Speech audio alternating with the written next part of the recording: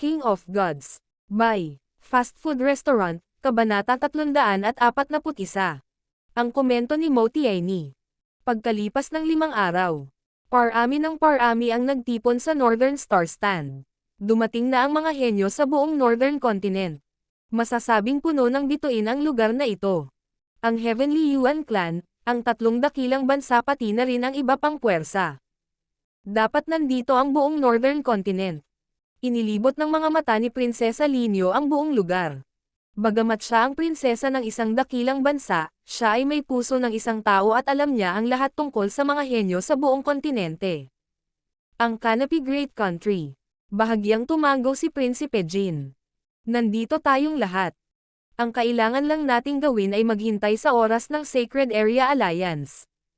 Kapag ang teleportation array ng Northern Star Stand at ang Sacred Area Alliance ay nagkonekta, pagkatapos ay ang Sacred True Dragon Gathering ay nasa likod. Sa nakalipas na ilang araw ang mga puwersa ay nag-scout at nagsubok sa isa't isa. Ang ilang mga bagong henyo ay haamon na masiyasat. Sa makatuwid, sina Kang Yuyo, Zhao Feng at ang mga kasamahan ay lahat ay hinamon.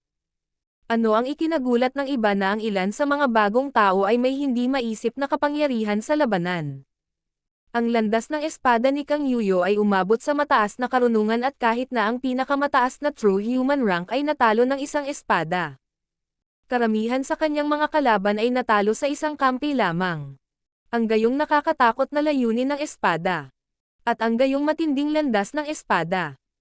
Hindi napigilan ni Tian Yunji na huminga ng malamig nang makita ang kahusayan ni Kang Yuyo sa espada. Dahil sa lakas niya, nakita ng iba kung bakit niya makukuha ang isa sa 10,000 Sword Clan spot. Pagkatapos ng lahat, si Kang Yuyo ay nakatayo sa tuktok ng 13 clans at naiintindihan ang layunin ng espada kahit na mas bata pa kay Xia Xianxiang. Maging si Zhao Feng ay halos matalo sa kanyang likuran sa 13 clans banquet. Mabigat din ang pagganap ni Zhao Yufei. Madali niyang natalo ang maraming kalaban na humamon sa kanya. Sa pagmulat ng kanyang bloodline at ito ay bumabalik-pabalik sa kanyang ninuno, ang kanyang true force gathering at recovery speed ay outstanding at naglalaman pa ng explosiveness. Ito ay nagkakahalaga ng pagbanggit na ang numero 2 henyo ng Purple Rising Great Country na ang lakas ay maihahambing kay Prinsipe Jin ay natalo ni Zhao Yufei. Maliban doon, parehong hinamon ni Tian Yunji at Prinsesa Linyo si Xin Wuang. Ang resulta ay si Tian Yunji ay natalo ni Xin Wuang sa loob ng 10 galaw. Ang resulta ni Prinsesa Linyo ay katulad ng dati. Matapos ang 100 o higit pang mga galaw ay hindi pa rin niya mapipilit si Xin Wuang na gamitin ang kanyang pangalawang kamay. Itong Xin Wuang ay gumagamit na naman ng isang kamay. Sa kasamaang palad, hindi ko madaling magamit ang aking killing move. Tinitigan ni Prinsesa Linyo si Xin Wuang nang walang gana. Gayunpaman, nakaupo si Xin Wuang na nakapikit at hindi siya pinansin. Nakakapanghinayang. Sa nakalipas na ilang araw, naiintindihan ni Zhao Feng ang maraming nakakaaliw na palabas. Sa sandaling ito siya ay ganap na nakatuon sa pag-unawa at hindi man lang alam ang tungkol kay Zhao Yufei o Xin Wuang at ang pagdating ng kumpanya. Boom!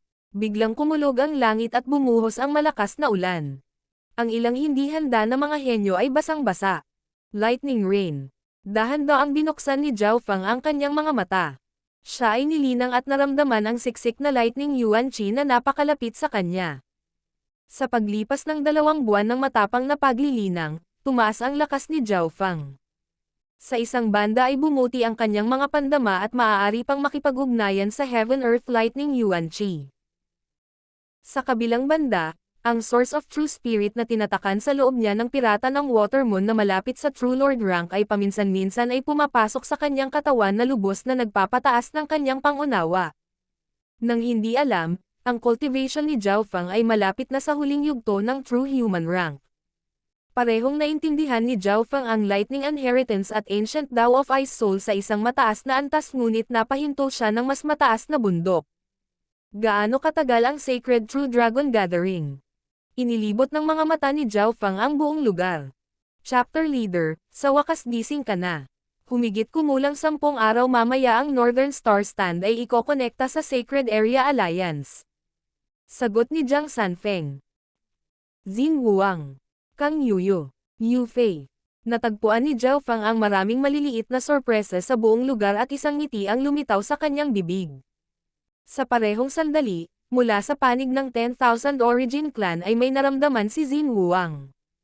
Xin Huang, nagkita tayong muli. Isang boses ang lumitaw sa isip ni Xin Huang. Ibinuka ni Xin Huang ang kanyang malalalim na mata sa pagkagulat. Ang kanyang mga mata ay tila naglalaman ng isang sinaunang bagay na hindi dapat magkaroon ng isang junior. Lagi kong alam na magkikita tayong muli balang araw. Bahagyang nagulat ang ekspresyon ni Xin Huang.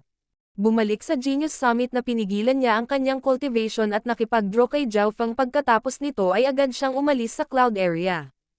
Sa sandaling ito, isang kakaibang eksena ang lumitaw sa Northern Star Stand.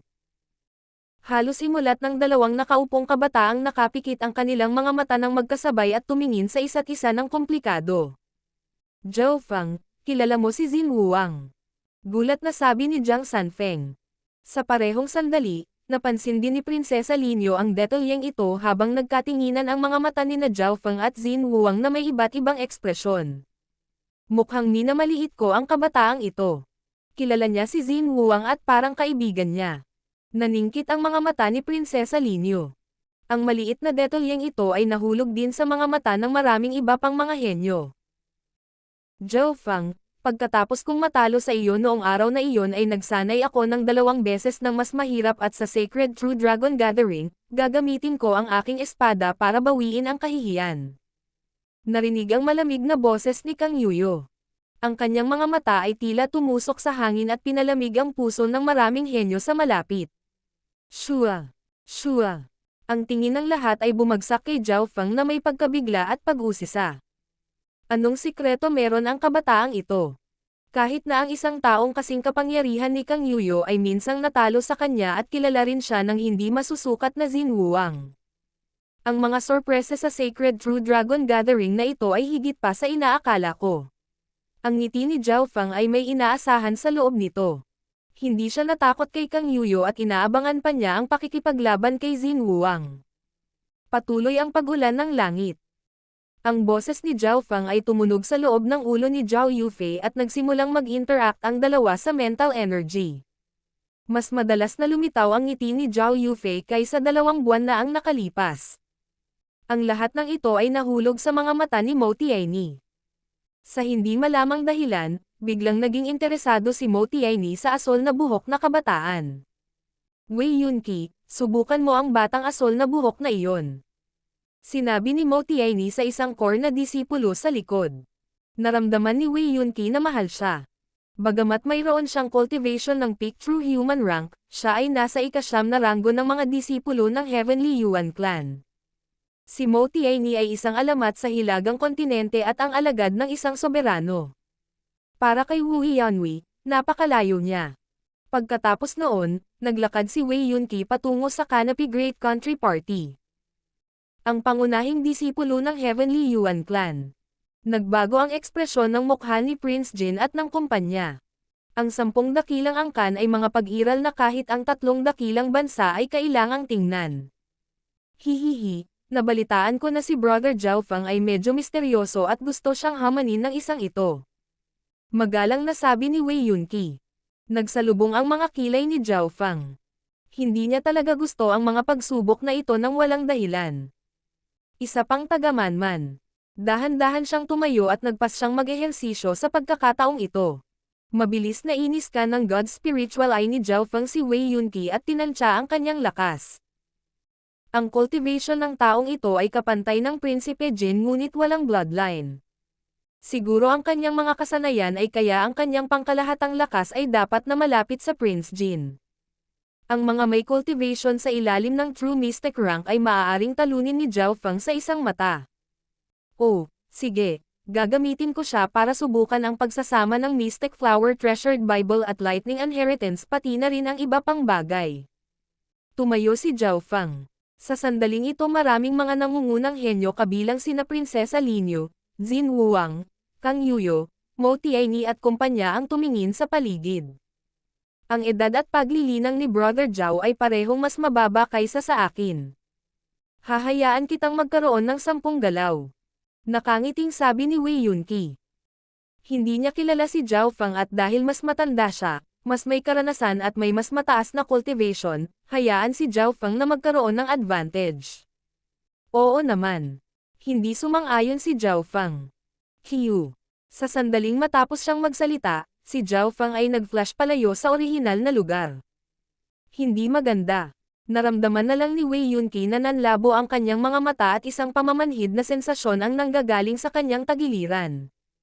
Natural niyang pinaikot ang kanyang True Spirit Chi at nagpadala ng mga alon ng True Spirit sa paligid niya upang itulak pabalik ang anumang bagay sa loob ng isang partikular na radius.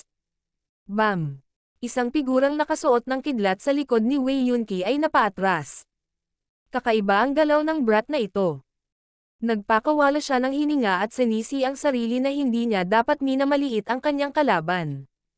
Hindi namalaya ni Wei Yunqi na ang mga tao sa paligid niya ay nakatitig sa lugar sa itaas niya ng nanlalaki ang mga mata. Teleportation Lightning Step. Isang makamulto na figure ang tila lumitaw sa wala sa itaas ng ulo ni Wei Yunqi. Ano? Naramdaman ni Wei Yunqi ang isang pamamanhid mula sa kanyang ulo at ang gilid ng kanyang mga mata ay nakakita pa ng isang paa na natatakpan ng kidlat. Break. Sa pagmamadali ay umungol siya at bumuo ng kuko na tumama kay Zhao Feng ngunit walang nataman habang ang figure ay lumipad palayo. Teleportation Lightning Step. Isang asol na buhok na figure sa kidlat ang lumitaw sa likuran niya. Isa pa, nasa likod niya ang kabataang iyon. Chains of Lightning. Ang asol na buhok na binata ay nasa likuran niya at ang mga tanikala ng kidlat na hinlalaki ay malawak na nakabalot kay Wei Yunqi. Nanginig at walang panlaban ang mga kalamnan ni Wei Yunqi matapos mabalot ng mga layer ng kidlat. Plop. Makalipas ang dalawang hininga ay naging itim ang katawan ni Wei Yunqi at bumagsak siya sa lupa at umuusok. Pagkataos, ang kabataan na may asol na buhok ay may kakaibang ngiti sa kanyang mukha na nagpalamig sa iba sa malapit. Si Wei Yunqi na nasa pinakamataas na true human rank ay pinaglaruan ng brat na ito. Nakakatakot ang bilis. Pinagsama niya ang asensya ng kidlat at marami pang bagay. Sa Canopy Great Countryside, si Prince Jin ay nakangangaang bibig at ang kanyang likod ay basang-basa sa malamig na pawis. Ang lakas ni Wei Yunqi ay hindi malayo sa akin. Gaano kalakas ang itinatago nitong si Zhao Feng? Sa totoo lang, si Zhao Feng ay hindi nagtago ng maraming lakas sa mga laban noon ngunit siya ay naglilinang sa buong paraan at bumubuti. Yun lang. Ibinalik ni Mo Tianyi ang kanyang tingin at matapos makita ang pagpapakita ni Zhao Feng, nawalan ng interes sa kanya. King of Gods, Kabanata 342.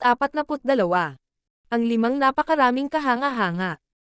Dahil sa makamulto na pagdalaw ni Zhao Feng at mga kasanayan sa kidlat, ang iba pang mga henyo ay pumutok ng kanilang mga dila at maging ang ilang mga pinuno ay nag-iingat.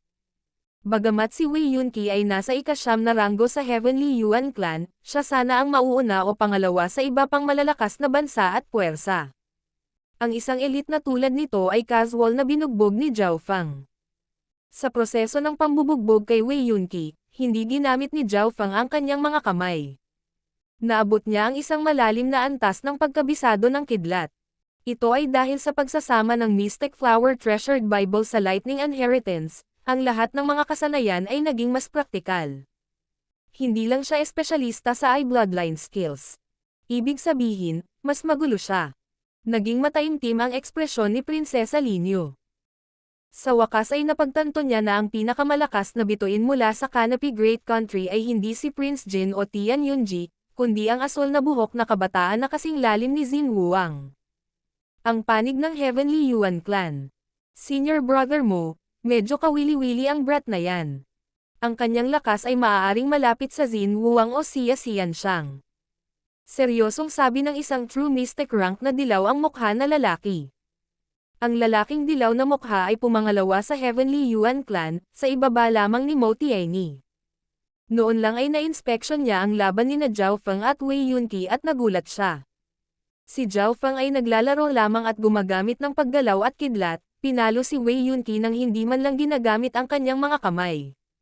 Nagkataon, kilalang-kilala niya si Wei Yunqi at alam niya ang estilo ng pakikipaglaban ng huli. Maliban kung ang kalaban ay may napakalaking lakas, hindi siya matatalo ng ganoon kabilis. Ang Zhaofeng na ito ay bata pa at malayo sa siya si Yanxiang at Xin Huang, marahil ay nasa antas ni Princess Linyu. Kung gagamit lang siya ng paggalaw sa Sacred True Dragon Gathering, mamamatay siya sa isang pangit na kamatayan. Sa kanyang lakas kailangan niyang umasa sa swerte para maabot ang nangungunang 50. Bahagyang umiling si Mo Tianyi nang may lumabas ng ngiti sa kanyang bibig. Isinasantabi si Zhaofeng, maging sina Xia Yanxiang, Xin Huang at iba pang mga kababalaghan ay natalo niya. Tumayo si Mo Tianyi habang nasa likod ang kanyang mga kamay at nakaramdam ng pag-iisa habang pinagmamasdan niya ang mga henyong naruroon. Bahagyang nagulat ang lalaking may dilaw na mukha at saka tumawa. Tama, nangunguna na si Brother Mo sa Northern Continent. Ang antas ng mata ni Mo Tianyi ay lumampas sa kanilang antas. Total nasa pinatuktok na siya. Ang mga tunay kong kalaban ay sina Yu Tianhao, Tantay Lanyo at iba pang napakahusay na henyo. Ang mga mata ni Mo Tianyi ay tila na puno ng banal na liwanag at isang pambihirang hitsura ng pananabik at layunin ng labanan ang makikita. Pinag-uusapan ni Senior Brother ang tungkol sa 5 napakahusay na kababalaghan ng Green Flower Continent. Nakahinga ng maluwag ang lalaking dilaw na mukha at ilang tao sa malapit. Ang 5 napakahusay na kababalaghan. Ang mga puso ng mga pangunahing disipulo ng Heavenly Yuan Clan ay tumingin kay Mo Tianyi nang may higit na paggalang at paghanga. Sa puntong ito ng panahon, bagamat nasa harapan nila si Mo Tianyi, binigyan niya sila ng malayong pakiramdam. Ang 5 napakahusay na kababalaghan ay ang 5 alamat sa tuktok ng Green Flower Continent, bawat isa sa kanila ay mga anak ng langit. Inihula ng mga dalubhasa sa panghuhula na ang 5 napakahusay na kababalaghan ay may pagkakataon na maging mga pinuno. Ang 5 napakahusay na henyo ay ang Middle Continent, Yu Tianhao; Eastern Continent, Tantay Lanyo; Northern Continent, Goddess Wei; Southern Continent, Taiyon; at Western Continent, Shi Chengtian. Narinig na sila ng mga disipulo ng Heavenly Yuan Clan. Nang banggitin ang 5 ito, tumalon ang puso ng lahat. Gaano kalakas ang napakahusay na mga kahanga-hangang ito. Bahagyang na-curious si Zhao Yufei. Napakalakas. Napakalakas na 79% mga henyo sa hilagang kontinente ay hindi makatanggap ng kahit isang suntok mula sa kanila. Lalo na ang numero 1 mula sa huling Sacred True Dragon Gathering, si Yu Tianhao. Huminga ng malalim si Mo Tianyi at kinuyam ang kanyang bahagyang nanginginig na mga kamao. Nire-replay pa rin ng kanyang isip ang mga tanawin mula sa huling Sacred True Dragon Gathering. Hindi nagsalita ang lalaking dilaw ang mukha. Lumahok din siya sa huling Sacred True Dragon Gathering. Noon ay 3 lamang sa 5 napakahusay na henyo ang lumitaw at sila ni Mo Tianyi ay lubos na durog. Senior Brother Mo, noon ay hindi ka pa head disciple at pagkatapos ng 10 taon, ang iyong lakas ay tumaas ng husto. Makakakuha ka man lang ng top 10 sa pagkakataong ito at magkakaroon ka ng pagkakataong ayusin ito kasama ng iba pang mga kahanga-hangang ito. Nakangiting sabi ng lalaking dilaw ang mukha. Umuulan pa rin at tumigil na sa sparring ang mga henyo ng Northern Star Stand. Ang pagsisiyasat sa mga henyo sa buong Northern Continent ay tapos na. Tinalakay ng lahat ng mga henyo ang sitwasyon sa buong kontinente. Ang 5 napakahusay na kababalaghan. Nakarinig si Zhaofeng ng ilang Saturday sa malapit. Maging sina Prince Jin, Jiang Sanfeng at ang iba pa ay binanggit ang 5 ito paminsan-minsan. Mabagal na lumipas ang oras at mas malapit na ang araw ng koneksyon ng Sacred Area Alliance. Sa araw na ito, nagsimulang lumitaw ang isang biglaang lamig na naging dahilan ng pagdaldal ng maraming tao. Anong malakas na lamig? Naramdaman ni Zhaofeng ang malamig na daloy at hindi niya maiwasang itaas ang kanyang ulo at tumingin sa direksyong iyon gamit ang kanyang kaliwang mata. Isang di nakikitang alon ng lamig na durog na parang bundok. Ang Northern Star Stand. Naramdaman ito ng ilang True Lord ranks at kahit kalahating hakbang na Origin Core Realms at tumayo sila. Shoo! Isang ice blue na ilaw ang kumislap sa hangin. Kung titingnan mula sa malayo ay tila isang bloke ng yelo ang tumama patungo sa Northern Star Stand. Ang asol na liwanag na iyon ay halos 10 beses na mas mabilis kaysa sa Golden Spear Blood Dragon Sedan ng Iron Blood Religion. Sa isang kisap mata, Ang asol na liwanag na may hawak na isang dosenang figure ay dumapo sa Northern Star Stand. Ho! Isang nakakatakot na lamig ang kumalat sa lahat ng dako. Woo! Ang dugo ng maraming mga henyo na naruroon ay halos ganap na nagyelo at maraming tao ang bumulalas ngunit walang masabi. Shoo!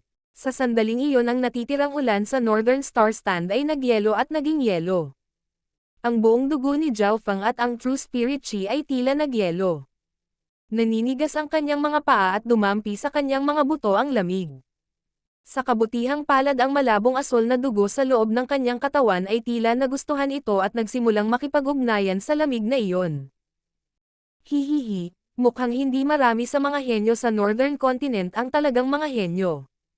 Isang malutong na boses ng babae ang umalangaw mula sa kinaroroonan ng asol na liwanag.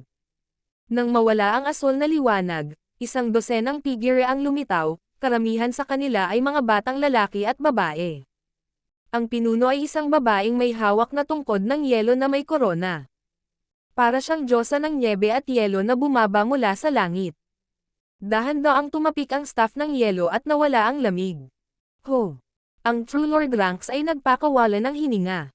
Pagbati soberano. Ito ang bumabati sa Ice Queen.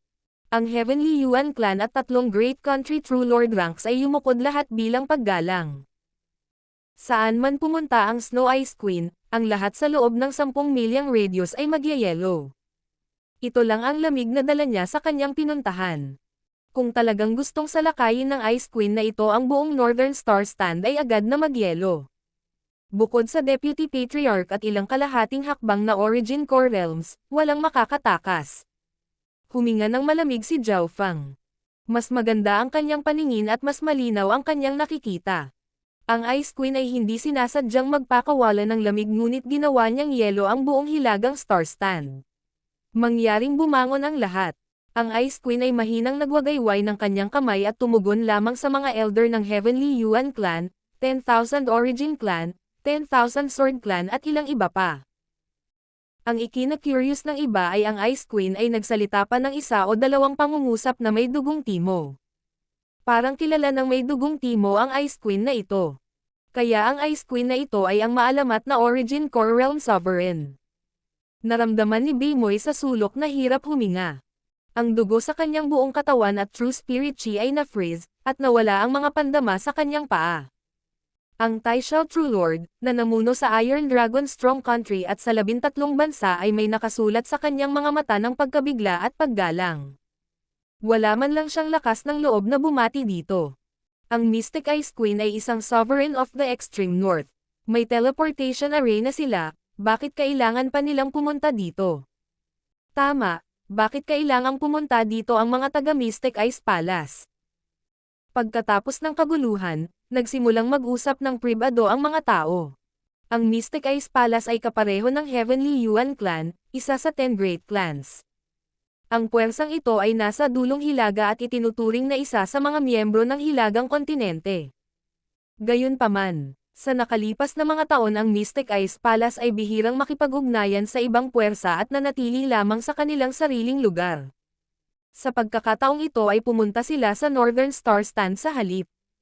Ang Mystic Ice Palace ay may parehong dami ng mga rekomendasyon gaya ng Heavenly Yuan Clan, sa kabuuan ay 10. Sa 10 kalahok, babae ang nakakuha ng karamihan habang kakaunti lang ang mga lalaki. Ang head disciple ng Mystic Ice Palace ay isang malamig na dilag na ang balat ay tila gawa sa nyebe. Naabot niya ang perpektong antas ng lamig na dumampi sa buto. Goddess Bingwei. Mabagal na nagsalita si Mo Tianyi. Isa sa 5 napakahusay na kababalaghan, si Goddess Bingwei. Nanginginig ang puso ng mga henyo habang sinisiyasat ang malamig na dilag na ito.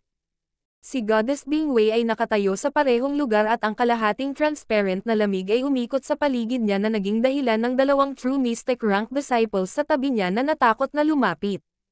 Shua! Ang malamig na mga mata ni Goddess Bingwei ay biglang nag-scan sa mga henyong naruroon. Sa sandaling iyon naramdaman ng bawat henyo na nanlamig ang kanilang puso at walang masabi. Ang kanilang True Spirit Chi ay tila nagyelo rin. Nakakatakot na babae. Kahit na ang pinakamataas na True Mystic ranks ng mas lumang henerasyon ay nakaramdam ng lamig. Lahat ng nasa ilalim ng True Lord rank ay pinilit ni Goddess Bingwei. Maging si Mo Tianyi ay nagngangalit ang kanyang mga ngipin sa sandaling ito, hinaharangan ang lamig na iyon. Hindi man lang direktang makatingin sa kanya sina Xia Xianxiang at Xin Wuang at nakatingin lang sa kanya mula sa malayo. Ang limang napakalakas na kababalaghan ay masyadong makapangyarihan. Paano ito magiging kapangyarihan ng isang junior? Naramdaman lang ni Zhao Fang ang pressure na ito mula sa True Lord ranks at halatang hindi ito makayanan. Sa sandaling ito, sa wakas ay naunawaan na niya ang sinabi sa kanya ni Timo. Hindi man lang naisip ni Timo na makapasok siya sa nangungunang 10. Ang pagpasok sa nangungunang 100 ay isa ng tagumpay at ang nangungunang 50 ay medyo maganda. Ang nangungunang 20 ay halos imposible at para sa nangungunang 10 o kaunahan. Iyon ay magiging katawa-tawa. Nag-scan lang si Goddess Bingwei sa buong lugar at walang sinabi. Bingwei, kumusta? Nakangiting sabi ng Mystic Ice Queen. Walang kapareha ko. Sa lahat ng kontinente ang tanging kalaban ko ay si Yu Tianhao. Binawi ni Goddess Bingwei ang kanyang tingin, bahagyang nabigo. Kung alam niya ito, hindi siya pupunta sa Northern Star Stand. King of Gods, Kabanata 343. Muling pagpapakita ng mata ng Diyos. Ang nakakatakot na lakas ng napakaraming kababalaghan ay nagpayanig sa puso ng iba pang mga henyo ng Northern Continent. Hindi man lang nila napigilan ang pagguho ng lamig. Si Mo Tianyi lang ang halos hindi makayanan. Sa sandaling ito, ang mga alon ay namumuo sa isipan ng mga taong naruroon. Ang kanilang kalooban sa labanan at kumpiyansa ay nasira ng husto. Sa katotohanan, ang mga henyo tulad ni Mo Tianyi, Xia Xianxiang, Xin Wuang, Kang Yuyo, Zhao Feng at ang iba pa ay nalampasan lahat ang bilang ng mga kahanga-hanga sa mga nakaraang panahon. Nangangahulugan ito na ang henerasyon ni Mo Tianyi ay hindi mahina, nalampasan nito ang iba pang mga henerasyon. Gayunpaman, sila ay itinuturing na maswerte at malas sa parehong oras. Ito ay dahil dito na ang Green Flower Continent ay may pinakamataas na pagkakataon na makakonekta sa Heaven's Legacy Inheritance. Karaniwan ang mga pagkakataon ay hindi ganito kataas. Karaniwan ay mayroon lamang isang napakahusay na henyo bawat henyo tulad ng Sword Saint Ye Wuxi, ang Three-Eyed Sky Sovereign, Scarlet Moon Patriarch. Gayunpaman, ang henerasyong ito ay may 5 napakahusay na henyo. Nanlilisik ang mga mata ni Timo sa pag-aalala at pag-asa. Maaaring durugan ng napakaraming henyo ang ilang henerasyon at ang henerasyong ito ay mayroong 5. Lalo na ang nangungunang prodigy na si Yu Tianhao. Sinasabing nalampasan niya si Sword Saint Ye Wuxi at naabutan niya ang 12 ng henerasyon. Gumamit lang siya ng isang espesyal na pamamaraan upang pagsamahin ang kanyang true spirit sa hangin, tulad ng enerhiya ng pag-iisip. Ang mga tumitingin sa kanya ay makakaramdam ng aura at sa pamamagitan ng paggamit ng kontak ng mental energy, hatulan ang kanilang lakas. Sinuri ni Zhao Feng pagkatapos niyang mabawi ang kanyang kalmado. Sa pamamagitan ng pamamaraang iyon, ang conclusion ni Goddess Bingwei ay walang sino man dito ang kanyang katapat. Pinatunayan ito ng pag-aaway ng mga aura ng enerhiya ng isip. Si Zhao Feng, Xin Wuang, Prinsesa Linyu, Prinsipe Jin, Kang Yuyo at ang kumpanya ay lubos na natalo. Kung si Zhao Feng iyon, hindi niya ito kakailanganing maging napakagulo. Sa isang pag-scan ng kanyang God Spiritual Eye ay makikita niya ang lahat sa ilalim ng lakas ng Origin Core Realm kasama na ang kanilang bloodline power. Gayunpaman, hindi nang ahas si Zhao Feng na gawin ito maliban kung mayroon din siyang lakas ng isang napakaraming kababalaghan tulad ni Goddess Bingwei. Ang mga huling yugto ng True Mystic rank na may makapangyarihang bloodline at dalisay na kasanayan, na higit sa lahat ng henyo dito, kasama ako. Sinuri ng God Spiritual Eye ni Zhao Feng ang lakas ni Goddess Bingwei. Una ay ang paglilinang. Si Goddess Bingwei ay nasa huling yugto ng True Mystic rank at malapit sa peak stages, nahihigitan ang lahat ng juniors dito. Napakataas din ang kanyang bloodline, mas malakas lang kaysa kay Prince Jin at Wang Xiaoguai. Sa mga tuntunin ng dalisay na kasanayan, si Mo Tianyi lamang ang malapit sa kanya. Pagkatapos ng lahat, ang dalawa ay parehong head disciples ng 2 sa 10 great clans. Ang mga head disciples ng Mystic Ice Palace ay palaging abnormal na makapangyarihan dahil ang Mystic Ice Palace ay nagtataglay ng isa sa apat na pamana, ang Mystic Ice Inheritance at maaaring buksan ito minsan sa bawat 12-dosenang taon. Malamang, natanggap ni Goddess Bingwei ang core ng ilang inheritance mula sa Mystic Ice Inheritance. Naiinggit na sabi ni Jiang Sanfeng. Narinig din ito ni Zhao Fang. Bagamat natanggap niya ang pinakamataas na mana ng Floating Crest Inheritance at ilan sa Watermoon Treasury, ito ay walang halaga kumpara sa Mystic Ice Inheritance na isa sa 4 Great Inheritance. Ang mga pinamagatang napakalaking mga kababalaghan ay may kapalaran ng 10 beses na mas mahusay kaysa kay Zhao Fang. Kahit na hindi ko maabot ang tuktok ng Sacred True Dragon Gathering na ito, ang mabuhay sa panahong ito ay swerte. Higit sa lahat, mag-uugnay ang mga mana sa oras na ito. Huminahon ang estado ng puso ni Zhao Fang nang bumalik ang kanyang ekspresyon ng walang emosyon. Hindi nagtagal ay muli niyang ipinikit ang kanyang mga mata at tahimik na nagsimulang pumasok sa pangunawa. Nakita ni Timo ang pagbabago ng puso ni Zhao Fang at hindi niya maiwasang tumango. Medyo maganda ang estado ng puso ni Zhao Fang. Dahil sa hitsura ni Goddess Bingwei, ang mga henyong naruroon ay nagkaroon ng mga emosyonal na pagbabago at galit, ayaw o malungkot. Gayunpaman, maayos ang isipan ni Zhao Fang at tinanggap ang katotohanan ito nang muli siyang naging normal. Kasabay nito, ang panig ng 10,000 Origin Clan. Kung pupunta ako ng buo, ang pagkakataon na ako ay makakuha ng numero 1 ay napakaliit. Ang panahong ito ay puno ng mga inaasahan. Ang normal na mukha ni Xin Wuang ay kalmado. Hindi gumagalaw ang estado ng kanyang puso. Para bang nasaksihan niya ang pagbangon at pagbagsak ng hindi mabilang na buhay. Ipinikit din ni Xin Wuang ang kanyang mga mata at nalubog sa sarili niyang mundo. Unti-unting lumipas ang oras. Natahimik ang lahat ng mga henyo sa Northern Star Stand. Naghihintay silang lahat. Makalipas ang 3 araw. Isang nagniningning na puting liwanag ang lumitaw sa Northern Star Stand. Sa simula ang puting liwanag ay bahagyang mahina ngunit nagsimulang lumiwanag ng mas maliwanag at mas maliwanag. Sa isang tiyak na sandali. Weng! Ang sinaunang purong Blackstone Gate sa gitna ng Northern Star Stand ay nabalot ng puting liwanag. Nabuksan ang Northern Star Stand. Magsisimula na ang Sacred True Dragon Gathering. Lahat, pamunuan natin ang dakilang panahon na ito. Lumitaw ang mga hiyawan sa Northern Star Stand.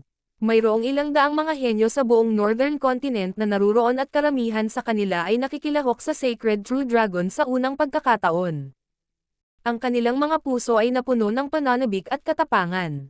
Marahil hindi lahat ay maaaring maabot ang nangungunang 10 o 100 ngunit para sa karamihan ng mga henyo na naruroon, upang makipagkompetensya sa mga kahangahangang iba pang mga kontinente at ipakita ang kanilang mga kasanayan sa entablado ng mundo ay isang bagay na mamatay para sa walang pagsisisi. Weng! Weng! Ang sinaunang purong Blackstone Gate ay nagbigay ng mas maliwanag na liwanag at ang nagniningning na puting liwanag sa wakas ay bumalot sa buong Star Stand, na parang tinatanggap ang henerasyong ito. Lahat, magsisimula ang Sacred True Dragon Gathering pagkatapos mong makapasok sa Stone Gate at makapasok ka sa sinaunang arena. Isang malakas na boses ang umalangaw-ngaw mula sa loob ng tarangkahang bato. Tila umalangaw-ngaw ang boses na iyon sa langit at lupa. Parang galing sa ibang dimensyon.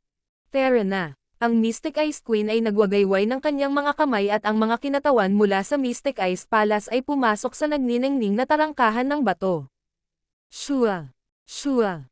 Sa sandaling hinawakan ng mga figurang ito ang tarangkahan ay mawawala sila. Weng! Weng!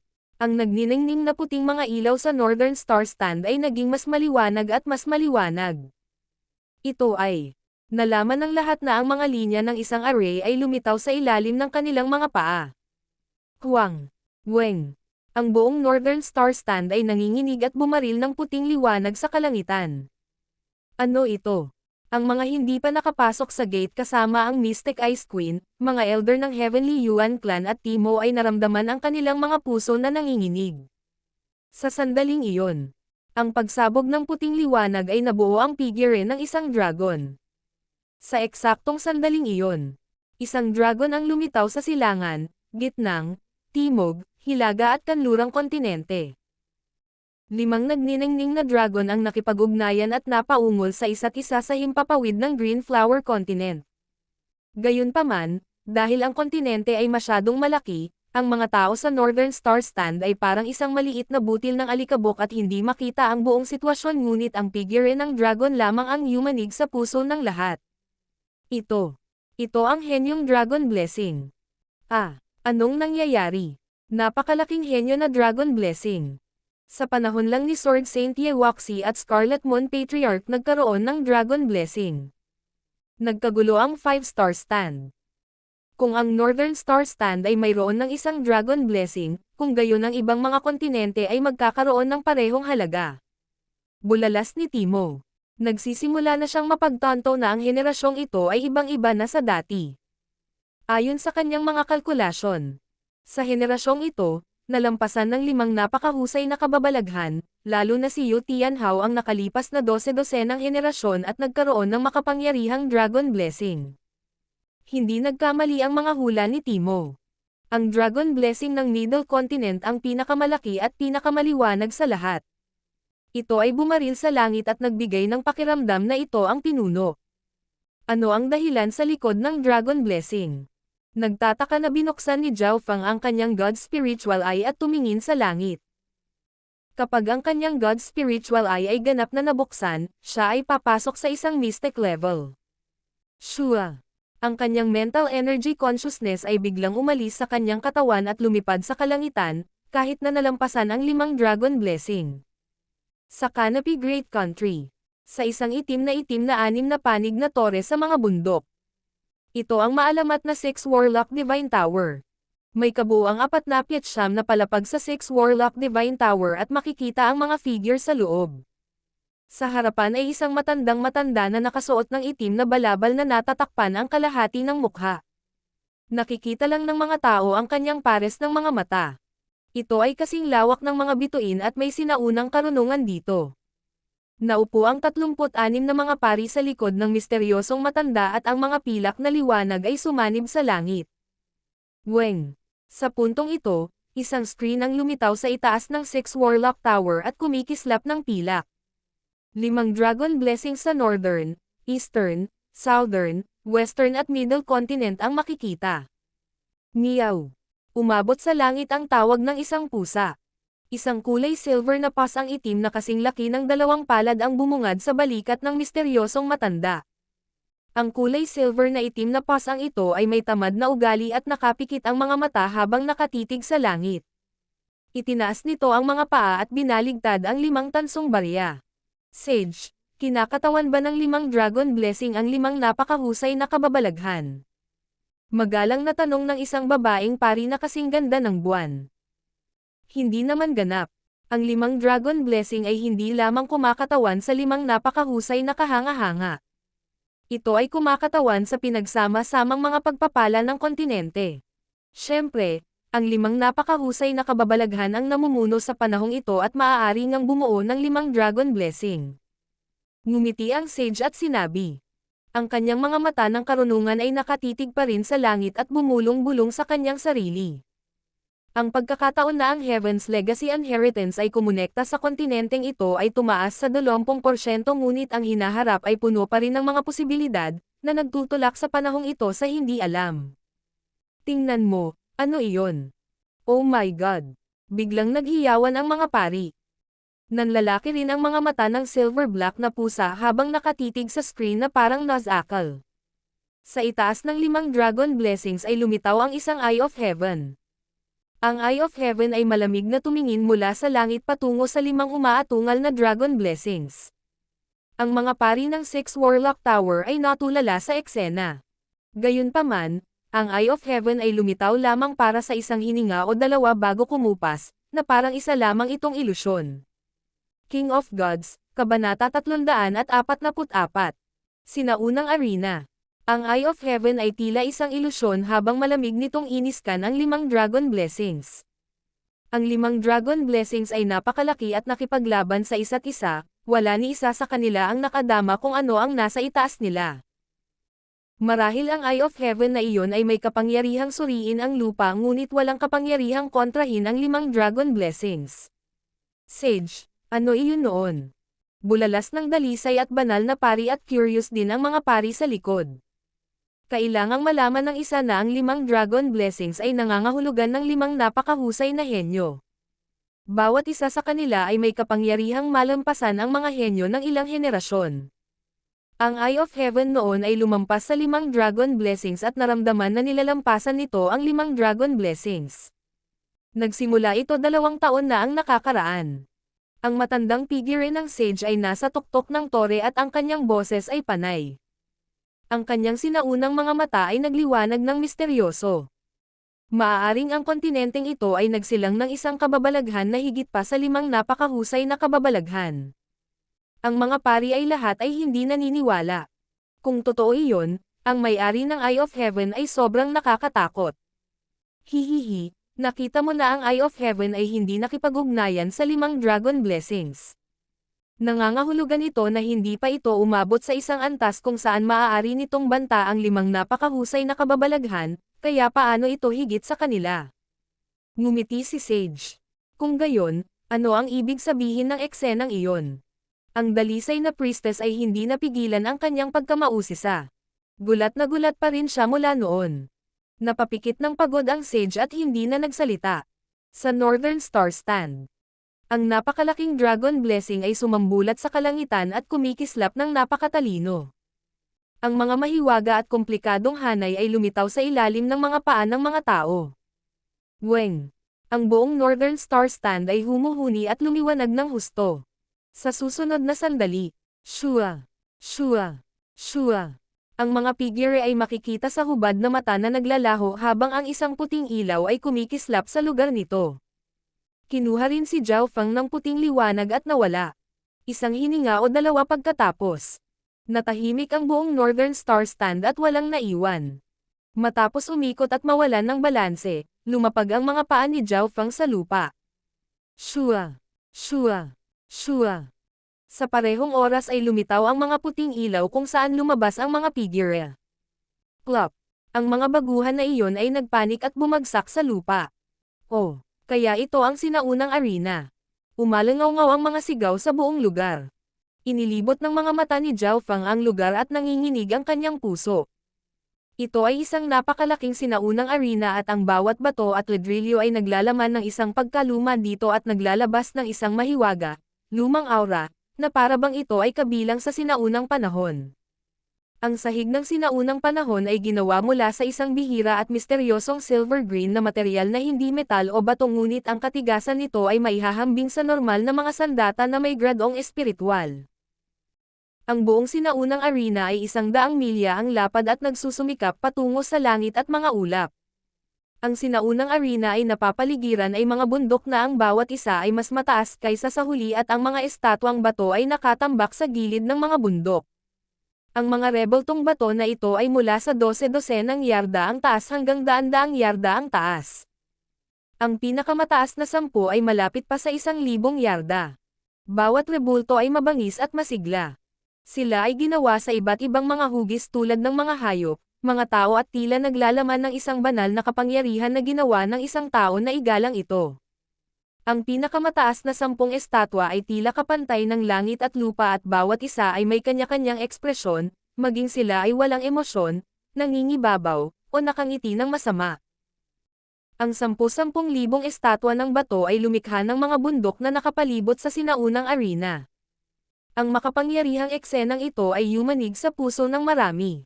Parang pinapanood ng mga demonyo at Diyos ang bawat aksyon sa loob ng arena na ito, na naglalagay ng solemna at makasaysayang pakiramdam dito. Walang sino mang nabubuhay ngayon ang makakagawa ng gayong kahangahangang gawain. Si Zhao Feng ay nabigla. Ang mga bundok ng mga estatwang bato ay nakapalibot sa arena at tila nagpatuloy sa isang alamat ng sinaunang panahon. Ang espiritual na mata ng Diyos ni Zhao Feng ay biglang tumalon at naramdaman na ang mga batong estatwa na ito ay tila may sariling katalinuhan at napuno ng isang misteryosong kapangyarihan. Umiling si Zhao Feng. Siguradong patay na ang mga rebeltong bato na ito. Ang sinaunang arena ay nagmula sa sinaunang panahon at ang kasaysayan nito ay nagsimula sa kontinenteng ito. Kahit na ang 10 Great Clans ay hindi matunten ang pinagmulan nito. Tumayo si Timo sa tabi ni na Zhao Feng at Jiang Sanfeng, si Dai Ye at Dong Zhou ay mabilis na nagtipon. Sa isang maikling span ng 10 paghinga libu-libong mga figure ay lumitaw. Ang mga henyo ng bawat kontinente ay sabay-sabay na pumasok sa sinaunang arena at muling nagsama-sama sa kanilang grupo pagkatapos ng pagkabigla. Sa Middle Continent, Northern Continent, Eastern Continent, Southern Continent, Western Continent. Ang 5 kontinente ay nai-teleport sa 5 magkakaibang lugar. Sa tuktok ng sinaunang arena ay isang lumulutang na entablado na ginto na halos 10 hanggang 20 yarda ang lapad. Kung ikukumpara sa napakalaking sinaunang arena, ang entablado ay parang tuldok. Shua! Shua! Shua! May ilang figure na nakasuot ng kakaiba ang biglang lumitaw sa gold stage. Ang bagay na karaniwan sa pagitan nila ay ang bawat isa sa kanila ay may napakatinding puwersa. Ang bawat aksyon ay tila naaayon sa Heaven Earth Yuan Chi. Ito ay mga tao mula sa Sacred Alliance. Ang mga hukom ng Sacred True Dragon Gathering ay palaging mula sa Sacred Alliance. Naging tahimik ang pagsasalita sa ibaba dahil lahat ng figure sa gold stage ay nalampasan ang True Lord rank, na nakapasok sa Origin Core Realm. Nakita pa ni Zhao Feng ang isang mystic robe na kabataan na may hangin ng katwiran. Ito ay ang Mystic Sword Sovereign mula sa Rising Dragon Auction.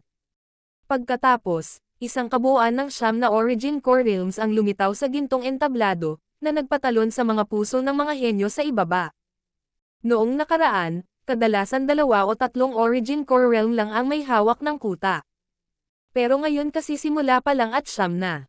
Maging ang Deputy Palace Lord ng Sacred Alliance ay narito. Tinalakay ng mga eksperto mula sa bawat kontinente. Ang Deputy Palace Lord ay nakaupo sa gitna at isang malaking figure na may tansong balat. Kulay kahel ang kanyang mga mata at ang kanyang buhok ay kulay ube na itim, na parang nagniningas na apoy. Ang pinakakapansin-pansing bahagi ay isang malaking talon sa kanyang itim. Ito ay brutal at 2 yarda ang haba na may puwang. Nakaupo sa gitna ng gintong entablado ang malaking lalaki na may balat na tanso, na parang pinipigilan ang mga multo at demonyo dito. 2 Origin Core Realm sa tabi niya ay may mga magalang na ekspresyon at bawat Origin Core Realm na lilito ay yuyuko sa kanya bilang paggalang. Binabati ng isang ito ang Dominant Blade Sovereign Lord. Ang Mystic Ice Queen mula sa Mystic Ice Palace ay magalang na yumukod sa Deputy Palace Lord. Ang higanteng tansong balat ay mahinang tumango sa kanyang ulo pagkatapos ay pumunta upang makipag-usap sa isa pang Origin Core Realm Sovereign. Ang Deputy Palace Lord na ito ay may nakakatakot na aura. Si Zhao Feng ay hindi nang ahas na gamitin ang kanyang God Spiritual ay para usisain ang sinuman sa Origin Core Realm, lalo na ang isang napakalaking higanti. Ayon sa alam niya, ang Origin Core Realm ay nahahati din sa mga rank, tulad ng True Spirit Realm. Ang 3 langit ng True Spirit Realm ay True Human Rank, True Mystic Rank, True Lord Rank. Sa 3 ranggo na ito, lahat sila ay itinuturing pa ring True Spirit Realm. Ang Origin Core Realm ay nahati sa Small Origin Core at Great Origin Core. Deputy Patriarch, anong klaseng grupo ang Sacred Alliance? Bakit napakaraming Origin Core Realm Sovereigns? Hindi ba't nangangahulugan ito na kahit ang 10 dakilang angkan ay kailangang sumunod sa kanila? Nagtataka na tanong ni Zhao Feng. Zhao Feng, walang gaanong pakinabang na malaman mo sa antas mo. Sabi lang, isa itong grupo na binubuo ng mga miyembro sa Origin Core Realm na nagpapanatili ng kapayapaan sa buong kontinente. Kasama sa mga miyembro ang sovereigns ng 10 Great Clans at ang mga mag-isa. Paliwanag ni Timo na kulay dugo ang buhok. Nagulat si Zhao Feng na ang kontinente ay may napakalaking organisasyon. Ang mga miyembro ng Sacred Alliance ay binubuo ng maraming sovereigns mula sa 10 Great Clans. Sa makatuwid, ang mga desisyon na ginawa ng mga miyembro ay matatag at mahirap para sa isang opinyon na makaapekto sa buong kontinente. Kung wala ang Sacred Alliance, mahihirapan ang 10 Great Clans na magsama-sama at sirain ang Scarlet Moon Demonic Religion. Ang taga-suporta ng Rising Dragon Auction ay itong Sacred Alliance. Dagdag ni Timo. Hindi nakapagtataka. Mukhang naintindihan ni Zhao Feng. Bagamat malaki ang kontinenteng ito, ang kapalaran ay napagdesisyonan ng grupong ito. Opisyal na magsisimula ang Sacred True Dragon Gathering sa loob ng 3 araw. Isang malakas na boses ang umalangaw-ngaw sa sinaunang arena.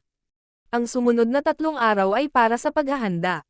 Ang bawat henyo mula sa bawat paksayon ay kailangang mag-apply para sa isang True Dragon Token na magbibigay daan sa kanila na lumahok. Sa oras na ito, malalaman din nila ang mga patakaran ng Sacred True Dragon Gathering. Makalipas ang isang araw, ang mga henyo ng Canopy Great Country ay kumuha ng kanilang sariling True Dragon Token. Sa pagtingin dito, nakita ni Zhao Feng na ang kanyang puti ay purong puti tulad ng iba tulad ni Nazin Wuang, Zhou Yufei, Bimoy at kasama. Siyempre, ang isang maliit na bilang ng iba ay may iba't ibang kulay. Halimbawa, si Jiang Sanfeng, ang kanyang token ay tanso dahil naabot niya ang pinakamataas na 300 noong nakaraang pagkakataon. Ang token ni Prince Jin ay kumikislap ng pilak at may linya ng dragon samantalang ang kay Mo Tianyi ay purong pilak na may mas maliwanag na simbolo ng dragon. Pagkatapos ay siniyasat ni Zhao Feng ang kay Goddess Bingwei. Ang kanyang True Dragon Token ay nagniningning na ginto at ang dragon ay tila gumagalaw habang ito ay mahinang umuungal na parang tunay na dragon, na nagpapanginig sa True Dragon Token ng iba. Lahat ng tao ay sumasali sa parehong Sacred True Dragon Gathering pero bakit iba ang pagtrato sa atin? Maraming mga henyo ang umuungol.